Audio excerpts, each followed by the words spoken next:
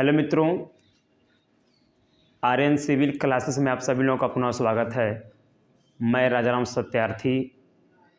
देखिए, कई लड़कों का कमेंट आया है, कई लड़कों ने कहा है मुझे कि सर महान्यायवादी पर थोड़ा सा वीडियो बनाइए।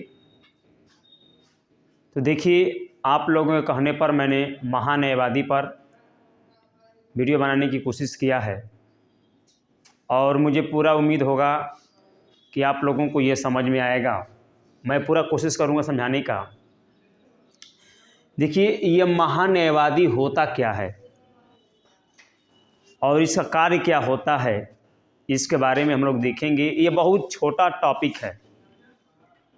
सबसे पहले देखिएगा, महान्यायवादी जो है, महान्यायवादी के पद का जो उल्लेख है, याद रखेंगे इसका पद का उल्लेख अनुच्छेद 76 में किया गया है।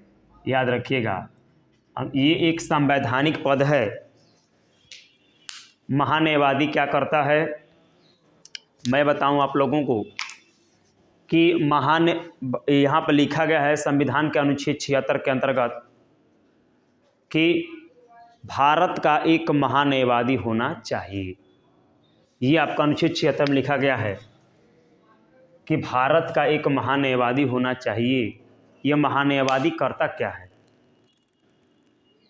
तो मैं बताऊं आप लोगों को, आगे चर्चा किया जाएगा कि ये महान्यायवादी क्या करता है। लेकिन एक बात याद रखिएगा कि महान्यायवादी होता कौन है, हम ये जानते हैं। तो याद रखिएगा, यह भारत सरकार का सर्वोच्च विधिक अधिकारी होता है।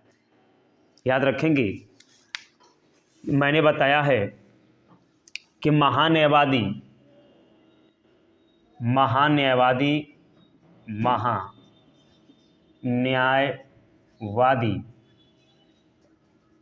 भारत सरकार का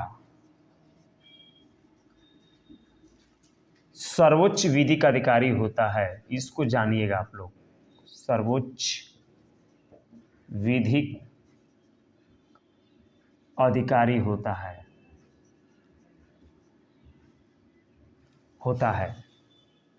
अब देखिए, मैं बताऊं आप लोगों को, ये पेपर में कई बार पूछा जा चुका है कि भारत सरकार का सर्वोच्च विधिक अधिकारी कौन होता है। तो आपको जवाब यही देने हैं कि महान्यायवादी भारत सरकार का सर्वोच्च विधिक अधिकारी होता है।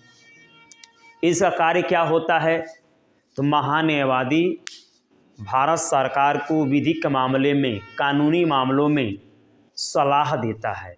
ये क्या कार्य करता है, तो याद रखिएगा कि यह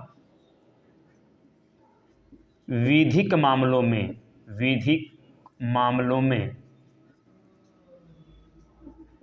या इसी को बोलते हैं कानूनी मामलों में भारत सरकार को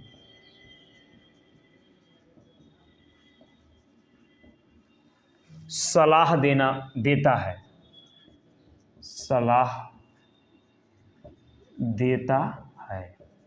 याद रखिएगा, यह भारत सरकार को क्या करता है, तो विधिक मामलों में सलाह देना होता है। याद रखेंगे। अब देखिए, सबसे पहले हम ये जानेंगे, आप लोग जानते हैं कि किसी भी पद के लिए एक योग्यता होनी चाहिए। सबसे पहली बात ये है कि जब हम लोग एडमिशन कराने भी जाते हैं, जब एडमिशन कराने के लिए जाते हैं तो हमारी योग्यता मांगी जाती है। आप लोगों को याद होगा, ऐसे में पहली क्लास में जब एडमिशन कराने के लिए जाते हैं, हमारी योग्यता यही होती है कि हम भारत के नागरिक हैं। हमारा क्या मांगा जाता है, उस समय जन्म प्रमाण पत्र मांगा जाता है और योग्यता में ये मांगा जाता है कि लड़के का एज 5 वर्ष का हुआ है कि नहीं हुआ है। ये हमारी योग्यता होती है जब हमें एडमिशन कराने के लिए जाते हैं। तो कुछ ऐसे गार्जियन भी होते हैं जिनको लड़के का जन्म तिथि नहीं पता होता है, तो अंदाज पर बताते हैं। तो टीचर को अभी जब सही जानकारी लेना होता है तो टीचर क्या करता है, लड़के से कहता है कि ऐसा बात है कि आप अपना कान पकड़ो, तो लड़का अपना कान ऐसे पकड़ता है। अगर 5 बरस का हो जाता है तो लड़की का कान पकड़ा जाता है, अब 5 बरस का नहीं होता है तो लड़के कान नहीं पकड़ा पाता है। तो ये रही बात, तो अलग बात है, मैंने बताया आपको। तो जब हम एडमिशन कराने के लिए जाते हैं तो उस समय भी हमारी योग्यता मांगी जाती है। तो ये एक ऐसा पद है जो देश को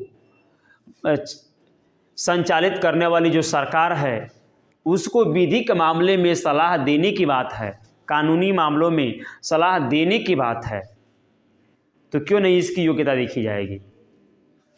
तो याद रखेंगे इसकी भी योग्यता होती है, और मैं बताऊं आप लोगों को इसकी योग्यता बताया जाएगा भी आप लोगों को। लेकिन महान्यायवादी तो मैंने बता दिया है आप लोगों को कि वह व्यक्ति अर्थात वही व्यक्ति होता है महान्यायवादी जो सुप्रीम कोर्ट का जज बनने की योग्यता रखता है। लीजिए मैंने योग्यता बता ही दिया, लेकिन आइए पुनः योग्यता के बारे में जाना जाएगा। लेकिन याद रखेंगे कि महान्यायवादी जो होता है इसकी नियुक्ति राष्ट्रपति करता है। कौन करता है?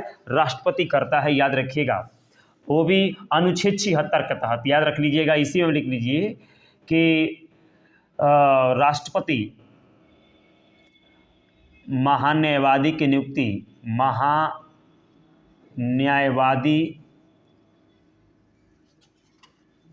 की नियुक्ति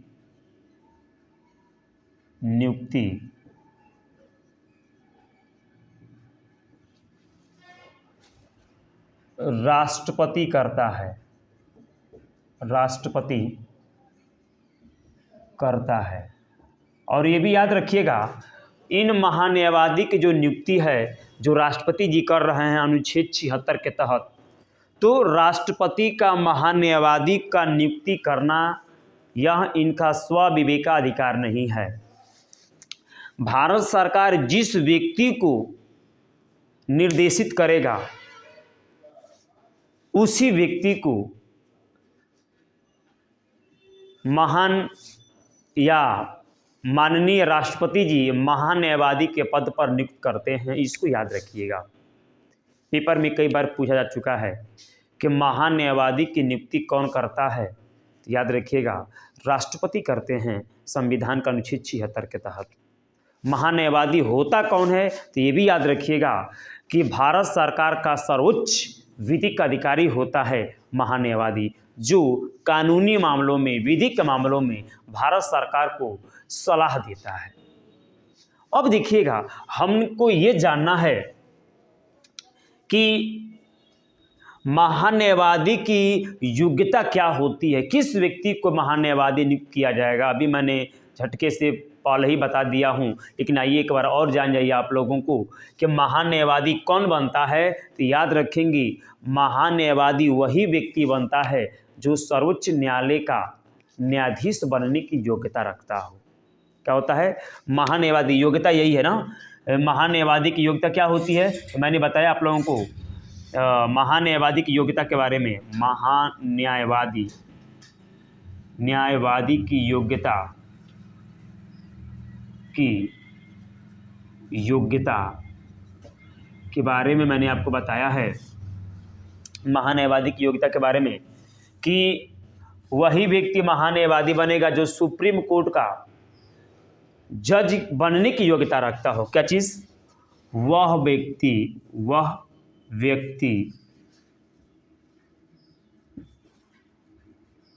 व्यक्ति जो सुप्रीम कोर्ट का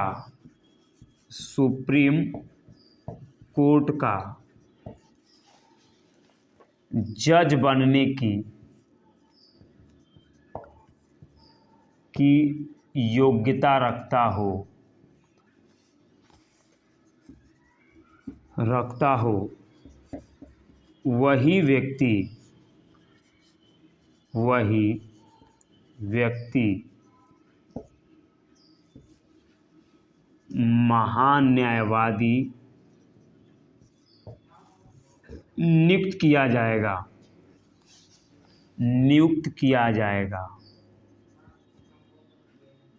नियुक्त किया जाएगा। याद रखिएगा, मैंने इसका योग्यता बता दिया कि वही व्यक्ति सुप्रीम कोर्ट का जज बनेगा, वही व्यक्ति या वह व्यक्ति जो सुप्रीम कोर्ट का जज बनने की योग्यता रखता है, वही व्यक्ति महान्यायवादी नियुक्त किया जाएगा संविधान का अनुच्छेद 76 के तहत राष्ट्रपति द्वारा। अब देखिए, यहाँ तो मैं बता दिया आप लोगों की महान्यायवादी वही व्यक्ति बनेगा जो सुप्रीम कोर्ट का जज बनने की योग्यता रखता है। तो आप बोलेंगे सर ये बताइए, आपके मन में ये विचार चलता होगा तो फिर सुप्रीम कोर्ट का जज बनने की योग्यता क्या रखना होता है, जिससे हम इसको जान जाएंगे। तो याद रखिएगा, अब सुप्रीम कोर्ट का जज वही व्यक्ति बन सकता है जो लगातार 5 वर्ष तक किसी राज्य के हाई कोर्ट में जज का कार्य किया हो, एक या एक से अधिक न्यायालयों में, हाई कोर्ट के न्यायालयों में, या वह व्यक्ति सुप्रीम कोर्ट का जज बन सकता है जो किसी हाई कोर्ट में या एक से अधिक हाई कोर्टों में लगातार 10 वर्ष का वकालत का कार्य किया हो, वही व्यक्ति सुप्रीम कोर्ट का जज बन सकता है।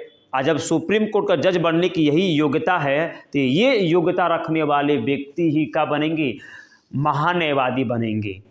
इसका मतलब वह व्यक्ति जो किसी हाई कोर्ट का लगातार 5 वर्ष का जज का कार्य किया है, वह व्यक्ति महान्यायवादी बन सकता है, क्योंकि यह सुप्रीम कोर्ट का जज बनने की योग्यता रख रहा है। ये भले है या नहीं है वो अलग बात है, लेकिन योग्यता रख रहा है। इसका मतलब ये भी क्या कर लेगा, सुप्रीम कोर्ट का महान्यायवादी बनने की योग्यता रख रहा है।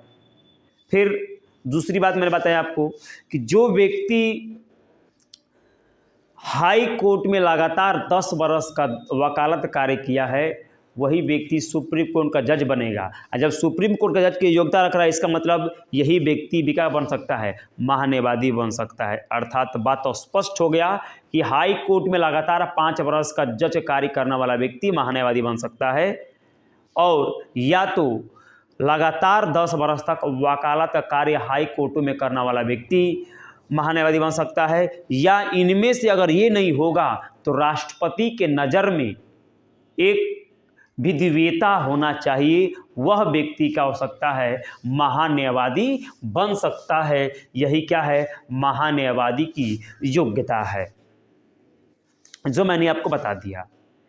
अब देखिए, अब मैंने बताया आप लोगों को राष्ट्रपति की स्थिति बता दिया, महान्यायवादी की स्थिति मैंने बता दिया, महान्यायवादी कौन होगा, क्या करेगा, ये भी मैंने बता दिया। तो आइए ज़रा सा और उसके बारे में थोड़ा सा हम डिटेल जानते हैं कि महान्यायवादी का कार्य क्या होता है, इनकी ड्यूटी क्या होती है, इनके बारे में जानेंगे। अब देखेंगे, मैं बताऊं आप लोगों को इनका कार्य, अधिकार, कर्तव्य क्या होता है, जरा जान जाइएगा। पहले आइए इसके कर्तव्य के बारे में जानते हैं। याद रखिएगा आप लोग, संविधान के अनुच्छेद 76(2) में, संविधान का अनुच्छेद 76(2) में महान्यायवादी के कर्तव्य के बारे में दिया गया है। याद रखिएगा, महान्यायवादी का कर्तव्य क्या होता है, तो महान्यायवादी कर्तव्य यही होता है कि जिन मामलों में राष्ट्रपति महान्यायवादी को निर्देशित करता है, उसी मामलों में महान्यायवादी भारत सरकार को कानूनी मामलों में सलाह देते हैं, एडवाइस देते हैं। यही क्या है, उनका कर्तव्य है। क्या चीज़, मैंने क्या बोला, संविधान के अनुच्छेद 76(2) में यह बताया गया है कि जिन मामलों में राष्ट्रपति निर्देशित करते हैं, उन्हीं मामलों में महान्यायवादी भारत सरकार का कानूनी मामले में या विधिक मामले में सहायता देते हैं, सलाह देते हैं। अपने मन से कोई सलाह नहीं देंगे, अपने मन से किसी प्रकार का विधिक कार्यों पर सलाह नहीं देंगे जब तक उनको राष्ट्रपति एडवाइस नहीं देंगे या उनको निर्देशित नहीं करेंगे कि आप भारत सरकार को कानूनी मामले में क्या करिए, सलाह दीजिए। अब देखिए, ये रहा उनका कर्तव्य। एक पॉइंट जरा और जान जाइएगा, जब राष्ट्रपति ये कार्य करते हैं तो राष्ट्रपति को भी वेतन भत्ते मिलने चाहिए, नहीं मिलने चाहिए? मिलने चाहिए उनको। तो अब याद रखिएगा आप लोग। अब हम देखते हैं, ये तो कर्तव्य हो गया। अब इनका वेतन भत्ते देखिएगा, आप ही इसके जवाब जानते हैं, ऐसा बात नहीं है। थोड़ा सा दिमाग को घुमाएंगे, जवाब तुरंत आपके माइंड में आ जाएगा। इनको वेतन कितना दिया जाएगा? तो याद रखिएगा, वही व्यक्ति महान्यायवादी बनेगा जो सुप्रीम कोर्ट का जज बनने की योग्यता रखता हो। तो बात तो स्पष्ट हो गया कि इनको जो वेतन दिया जाएगा सुप्रीम कोर्ट के जज के बराबर दिया जाएगा। तो बात तो स्पष्ट हुआ कि नहीं हुआ? तो इनको जो वेतन दिया जाएगा सुप्रीम कोर्ट के जज के बराबर दिया जाएगा, अर्थात आपको बात तो स्पष्ट हो गया, 2,80,000 सुप्रीम कोर्ट की क्या है, सुप्रीम कोर्ट के मुख्य न्यायाधीश का वेतन है, और 2,50,000 यानी कि 2.5 लाख रुपया सुप्रीम कोर्ट के अन्य न्यायाधीशों का वेतन है। तो मैं बताऊं कि महान्यायवादी को जो वेतन दिया जाएगा पर मंथ 2,50,000 रुपया पर मंथ दिया जाएगा, इसको याद रखिएगा।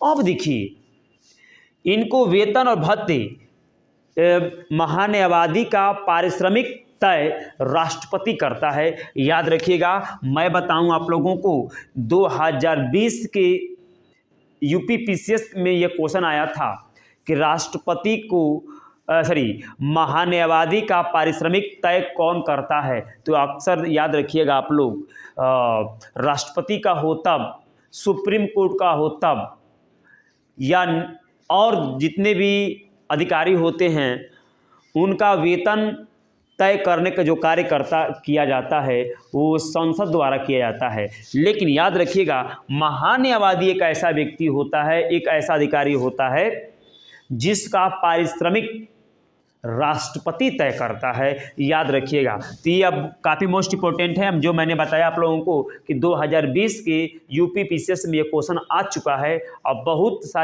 बहुत लड़के इसको गलती कर चुके थे। तो मैंने क्या बोला है, महान्यायवादी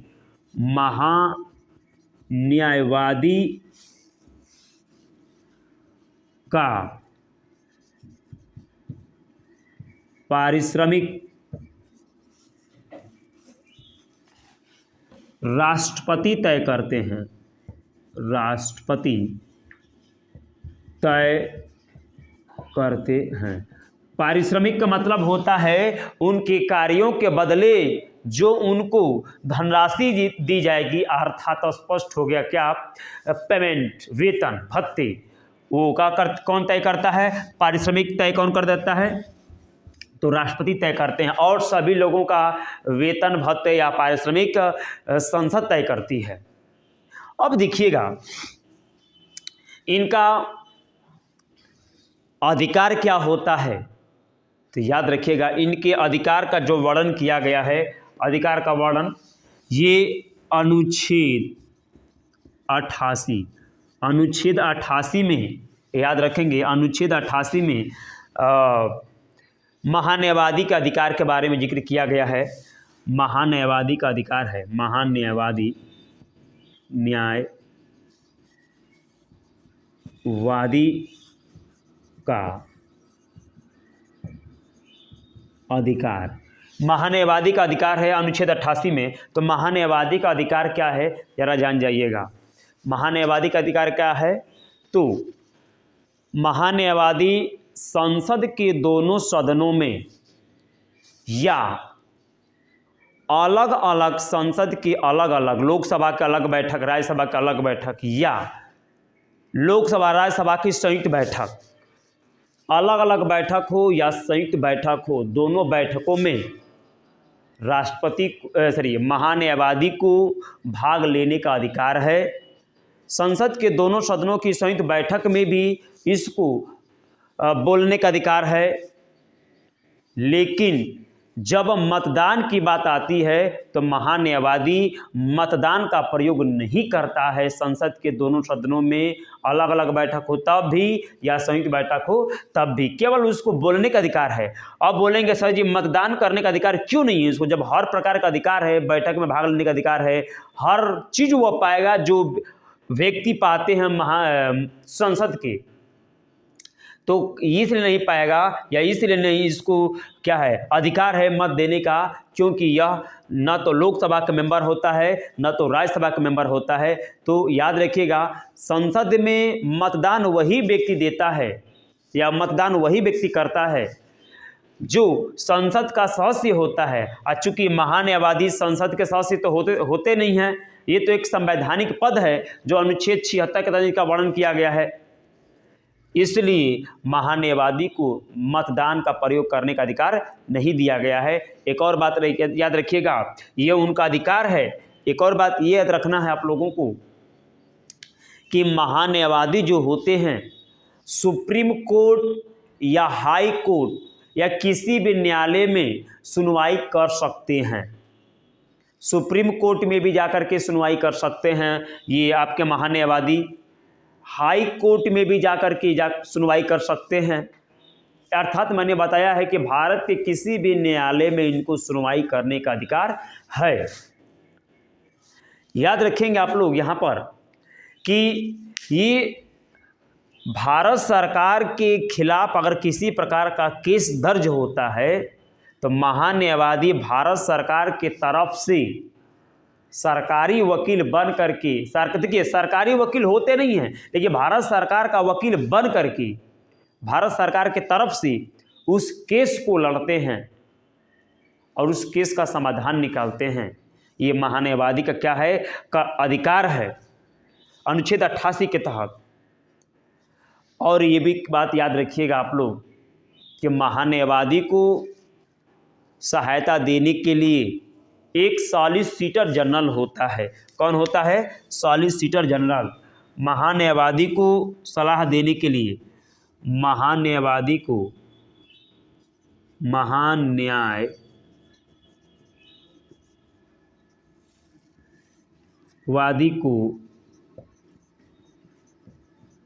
सलाह देने के लिए महान्यायवादी को सलाह देने के लिए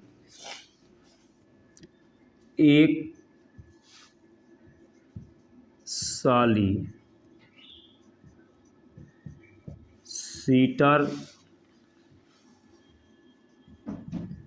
जनरल होता है। और एक बात और याद रखिएगा, ये जो सॉलिसिटर जनरल है इसका भारतीय संविधान में वर्णन नहीं है। याद रखेंगे, ये भारतीय परंपरा के अनुसार, भारतीय संसद के अनुसार इसमें रखा गया है। भारतीय संसद ने यह तय किया है कि नहीं, महान्यायवादी को सलाह देने के लिए एक सॉलिसिटर जनरल होगा और उसके अतिरिक्त 2 और सॉलिसिटर जनरल होते हैं जो महान्यायवादी को क्या करते हैं, कानूनी मामलों में क्या करते हैं, मदद करते हैं, सलाह देते हैं और उनकी सहायता कराते हैं उसमें। याद रखिएगा।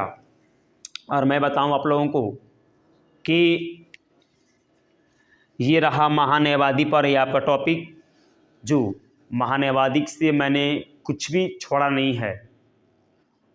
काफ़ी इंपॉर्टेंट पॉइंट रहा आपका और मैं उम्मीद करता हूं कि आप लोगों को महान्यायवादी काफ़ी अच्छे तरीके से समझ में आ गया होगा। अगर आपको ये वीडियो अच्छा लगे,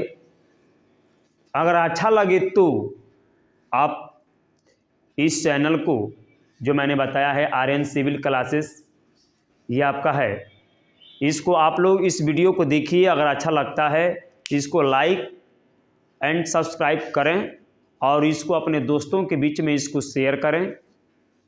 धन्यवाद।